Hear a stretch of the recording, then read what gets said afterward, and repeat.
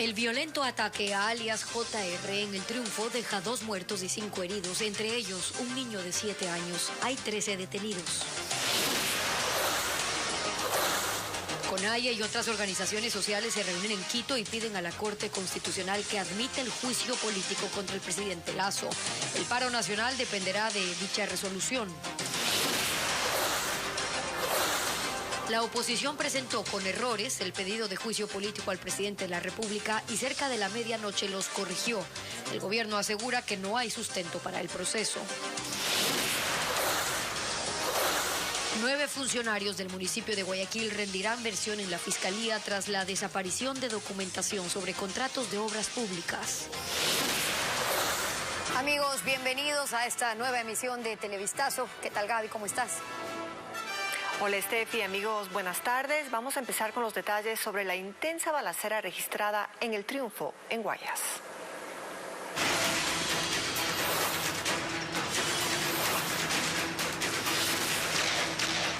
El ataque contra alias JR.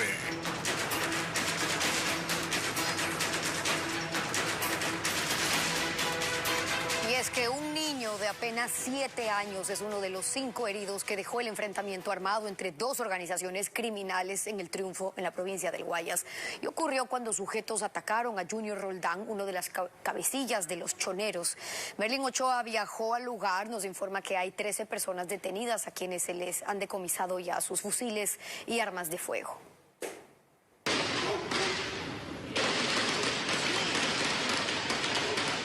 8 minutos de terror que se vivieron en el Triunfo, provincia del Guayas. Ese fue el tiempo que duró el enfrentamiento armado entre 2 organizaciones criminales. Habitantes grabaron y difundieron estos videos donde se escuchan las ráfagas de disparos que hubo anoche. Según información oficial, sujetos con fusiles irrumpieron en un billar donde estaba Junior Roldán, uno de los cabecillas de los choneros, que en febrero pasado recuperó su libertad, y dispararon contra todos los asistentes. En el lugar, la policía encontró 520 restos de bala. Aproximadamente a las 8:30 de la noche se produjo un enfrentamiento entre 2 bandas delincuenciales, entre los choneros y los lobos. Producto de este enfrentamiento existen 2 personas fallecidas. En la planta baja de esta vivienda estaba el billar. Quedaron decenas de huecos por impactos de bala. Entre los heridos también hay un niño de 7 años de edad. Un menor de edad, un niño, una víctima colateral de este evento, el mismo ha sido trasladado hasta la clínica, un hospital en la ciudad de Guayaquil. ¿La situación de salud del menor? Sabemos que está en estado crítico. Tras el enfrentamiento, 6 personas con impactos de bala fueron trasladadas hasta aquí, el hospital en el Triunfo. Pero estuvieron pocos minutos porque luego decenas de sujetos fuertemente armados ingresaron a la fuerza a esta casa de salud y se llevaron a los heridos. 100 personas fuertemente armadas ingresan. Sabemos que amedrentaron al personal que se encontraba acá, el personal de salud, e inclusive se fueron llevando un poco de medicinas de acá del punto. ¿Entre los heridos estaría Junior Roldán? No tenemos ninguna información en el caso, todavía estamos realizando las investigaciones pertinentes. Posterior, los heridos fueron llevados a una casa de salud en el cantón Yaguachi, hasta donde fueron los delincuentes quienes se enfrentaron a tiros con la policía. Tras ese incidente, los sospechosos quedaron detenidos. Tenemos 13 detenidos, 5 armas de fuego largas, 5 fusiles, 4 armas cortas, tenemos 4 granadas que también fueron encontradas en el punto. Las autoridades también reforzaron la vigilancia en centros médicos del Triunfo ante la alerta de posibles ataques. 150 agentes de unidades tácticas llegaron a esa localidad para evitar más incidentes y proteger a la población que permanece aterrada. Pero ¿Quién es Junior Roldán, alias JR? Es el número 2 de la agrupación narcocriminal Los Choneros, la agrupación que maneja la banda conocida como Águilas y cuya operación se concentra en el cantón El Triunfo, de donde él es oriundo, y en el sur de Guayaquil. Él llegó a la cúspide de esta organización aproximadamente en diciembre del año 2020, cuando fue asesinado el cabecilla en ese entonces, Jorge Luis Zambrano, quien es alias JL. Junior Roldán acumula alrededor de 20 procesos en el sistema de la función judicial por delitos. 20 procesos como asesinato, como robo, como ingreso de artículos prohibidos, procesos de delincuencia organizada y tráfico ilícito de armas. Él, recordemos que fue detenido por primera vez en el año 2009 ya. Años después fue acusado de ordenar crímenes, pero desde su celda. Y en septiembre pasado celebró su cumpleaños con fuegos artificiales dentro de la cárcel regional del Guayas. Pero luego de 3 meses salió de prisión porque un juez dictó prelibertad. Horas después salió ileso de un atentado en su contra. Fue recapturado con fusiles en su poder. Esto era en Villa Salitre, en Guayas.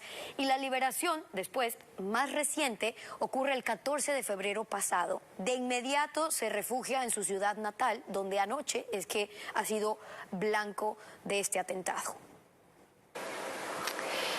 Y los hechos violentos en el Cantón El Triunfo tuvieron repercusiones en la cárcel regional de Cotopaxi, donde los presos dispararon desde los pabellones.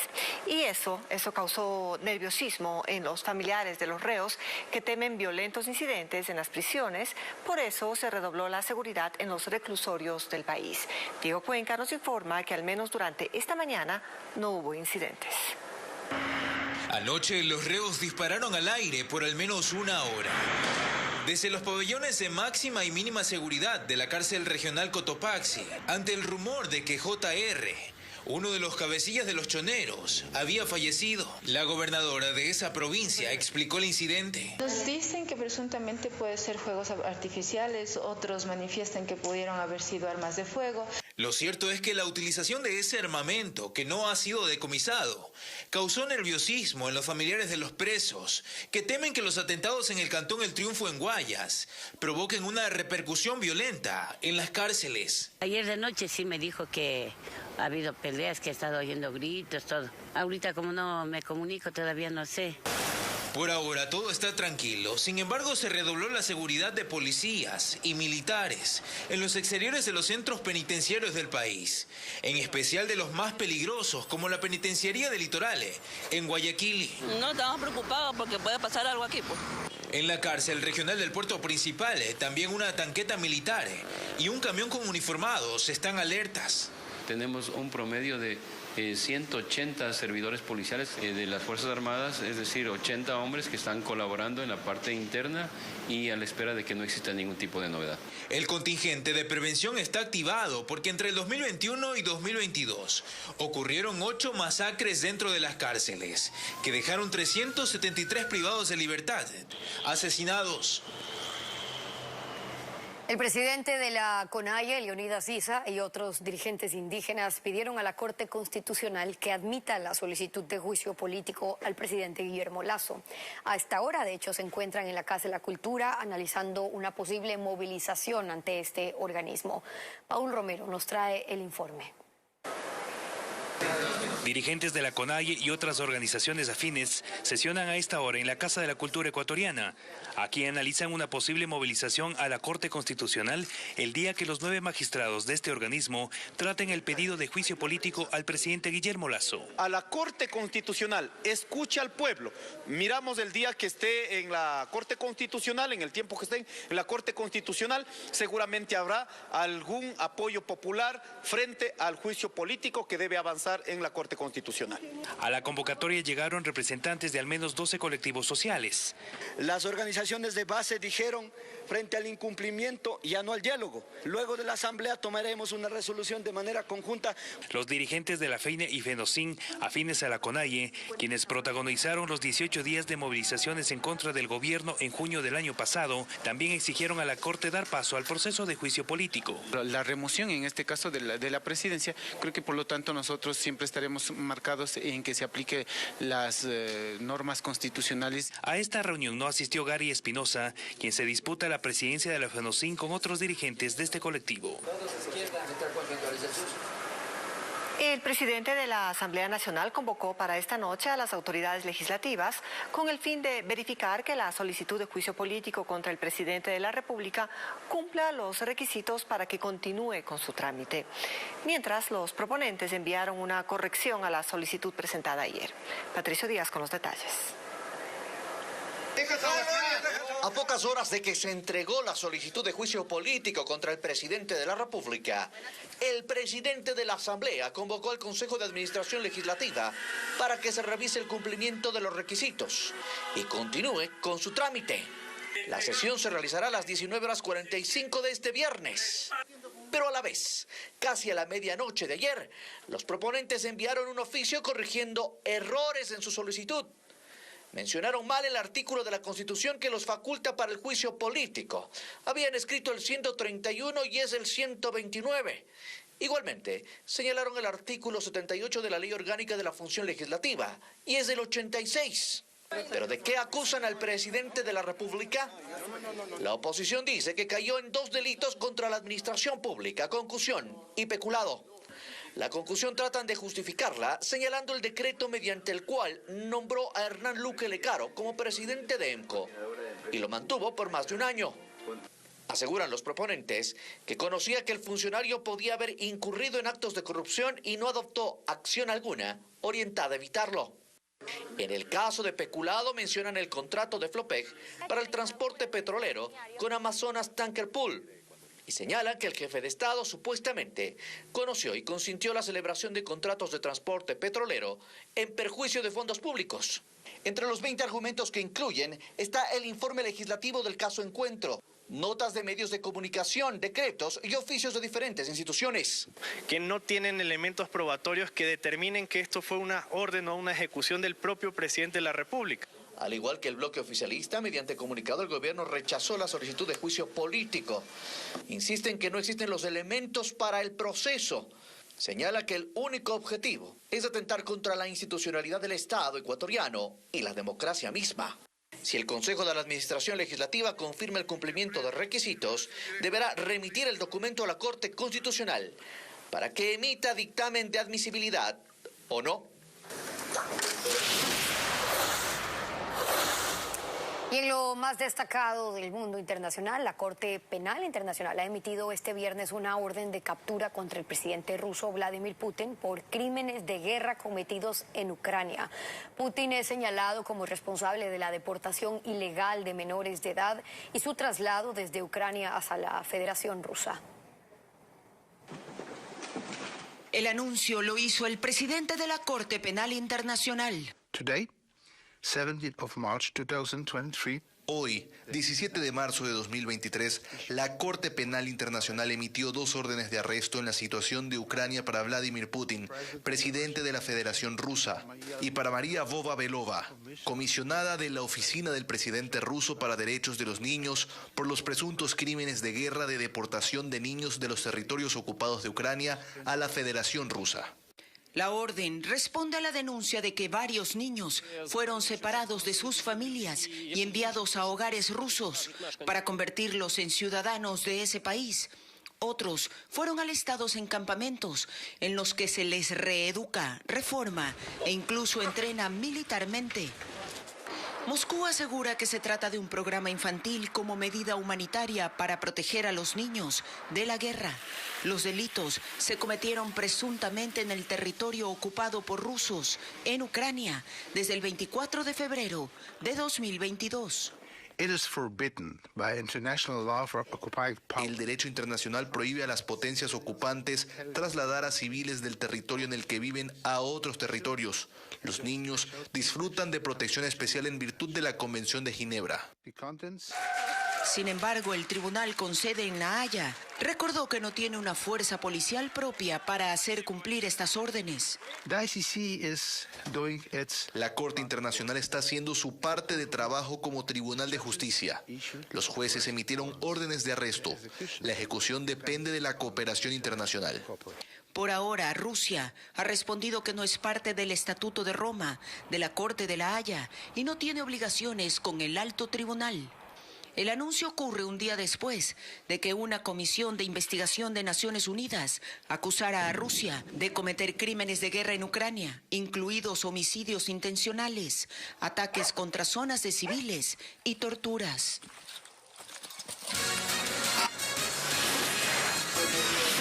Vamos a la pausa y más adelante. Un juez de la Corte Nacional negó el pedido de habeas corpus a Lenín Moreno y a su esposa procesados por cohecho en el caso Sinohydro. Ya regresamos.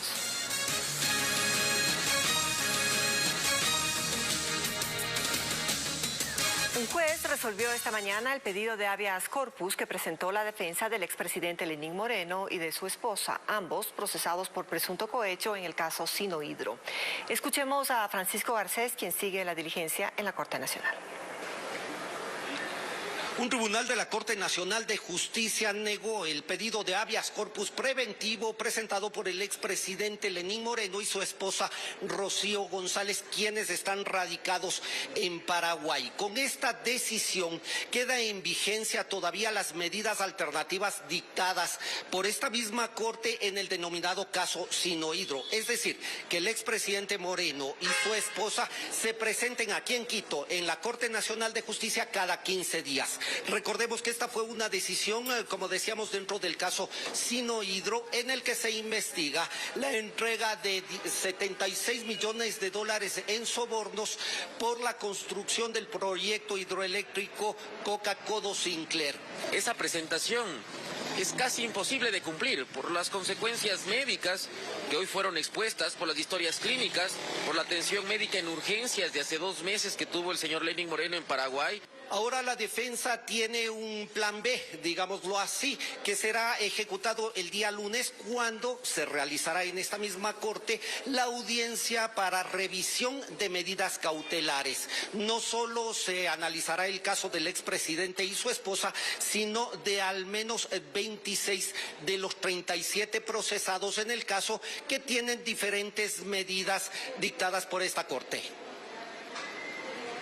Y agentes de la Fiscalía junto a miembros policiales ejecutaron 5 allanamientos en las provincias de El Oro y Guayas para indagar sobre una presunta organización que se dedicaba a emitir visas, pero de forma ilícita, para extranjeros. Las autoridades sospechan que entre quienes accedieron a esta red habrían albaneses, chinos y colombianos. Además de revisar documentación como estados de cuentas y libretas, los uniformados recabaron evidencias en computadoras y celulares. Esta investigación aún tiene el carácter de reservado, pero en un comunicado la Cancillería indicó que se trataría de una red que habría operado desde el 2013 en sus direcciones zonales de Machala y Guayaquil. El municipio de Guayaquil interpuso una demanda ante la Fiscalía tras la desaparición de 5 cajas con información de contratos y proyectos del Departamento de Obras Públicas. 9 funcionarios rendirán versiones en la Fiscalía. Esto mientras, desde el Movimiento Revolución Ciudadana, temen que la desaparición afecte a la transparencia a 2 meses del cambio de administración. Nos informa Fernando Terranova. Nadie sabe cómo, pero de la oficina del Archivo General de la Alcaldía, ubicada en la Ciudadela Cobiem, en el sur de Guayaquil, desaparecieron 5 cajas en febrero. La desaparición recién se dio a conocer esta semana, y aunque no ha trascendido de manera oficial qué había en esas 5 cajas, un alto cargo del municipio confirmó a Televistazo que contendrían información sobre contratos de la Dirección de Obras Públicas durante la alcaldía de Jaime Nebot.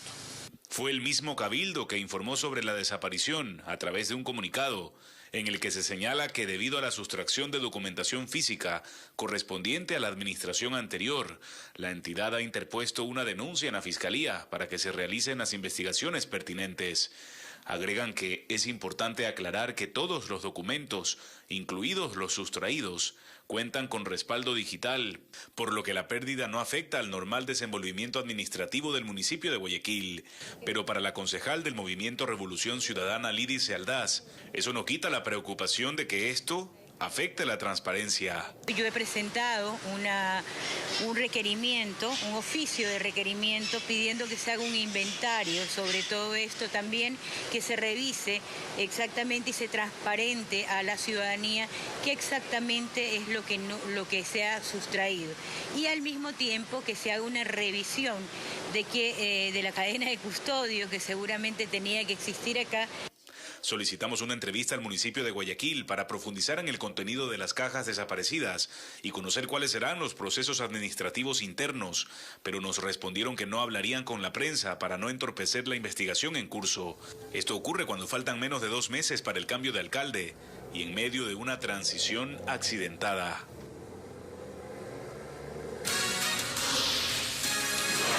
El invierno golpea con fuerza a Lima, la capital de Perú, y deja un muerto. La crecida de un importante río arrasó con una casa y provocó fisuras en 8 puntos de un muro de contención.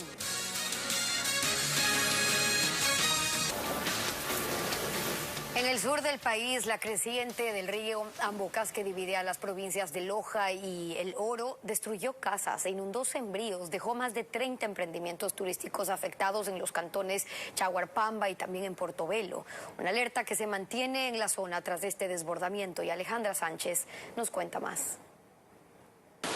Un mes después del desbordamiento del río Ambocas, que divide a El Oro y Loja, los daños persisten en los cantones Chaguarpamba y Portobelo. La fuerte corriente destruyó casas, arrasó con unas 100 hectáreas de sembríos y afectó a más de 30 emprendimientos de locales turísticos entre ambas provincias. Unos $300,000 entre todos los compañeros que hemos sido afectados, específicamente en lo que tiene que ver al área de emprendimientos turísticos. Don José tenía 2 negocios en la ribera del río, uno en territorio orense y otro en Loja, cuya mercadería se perdió por la gran cantidad de agua que ingresó a los establecimientos. No solo aquí yo pierdo $35,000, allá pierdo unos $15,000 en mercadería. En total 29 familias tuvieron que evacuar la zona e irse a otras viviendas. Pese a eso, el miedo a otro desastre persiste debido a un deslizamiento de tierra en la cuenca alta del río. Por el momento estamos ubicados aquí donde mi sobrina, también en la casa comunal, hemos estado en un lado, en otro. Pues no tenemos en realidad dónde más ir, pues creo que tendremos que regresar a nuestra casa. El gobernador de la provincia de Loja visitó el lugar y entregó ayuda humanitaria a los damnificados y señaló que monitorean la situación en el río Ambocas. Este represamiento es una alarma. Y hemos pedido a la ciudadanía aquí que exclusivamente el jefe del cuerpo de bomberos dé la noticia sobre estos temas. Nadie más, porque solo así en forma ordenada nosotros vamos a estar atentos para prevenir. Pese al deslizamiento de tierra y la acumulación de piedras y palos, el caudal del río sigue su curso. Por ahora, las autoridades siguen trabajando en la zona para evitar mayores daños ante las lluvias que se han registrado en estos días. Seguimos con más. 4 personas fueron asesinadas desde la tarde de ayer en Guayaquil. En uno de los casos, sujetos dispararon contra 2 hombres para robarles sus motocicletas en el sector de La Floresta, en el sur de la urbe. Tenemos un registro de estos hechos violentos. El más reciente crimen ocurrió esta madrugada en el sector de La Floresta 2, en el sur de Guayaquil. 2 hombres que circulaban en 2 motos por esa zona fueron asesinados a tiros. Los delincuentes le dispararon en al menos 20 ocasiones y tras el hecho se robaron los livianos vehículos. Según información preliminar, en este ataque otra persona resultó herida. Ese no fue el único caso, pues la tarde de ayer, en la isla Trinitaria, un ciudadano fue baleado al salir de su casa. Una camioneta sin placas se acerca a este lugar ante una llamada, antes de eso, al ciudadano hoy fallecido. En estas circunstancias, esta camioneta se bajan 2 ciudadanos y proceden a realizar varios disparos contra la humanidad del ciudadano, que en producto de las heridas pues causa su muerte aquí en el lugar. Mientras que en el noroeste, un joven recibió varios tiros cuando caminaba por Flor de Bastión. El personal policial constató que se trataba de una persona ya sin vida, de mayor de edad, con 2 antecedentes, uno por tráfico de sustancias sujetas a fiscalización y otro por robo. Este crimen ocurrió a pocos metros de una unidad educativa, algo que alarmó a los habitantes del sector. Una motocicleta, posiblemente con 2 ocupantes, habían procedido a realizar los disparos contra la humanidad del hoy fallecido. Por ahora la policía investiga estos nuevos hechos violentos.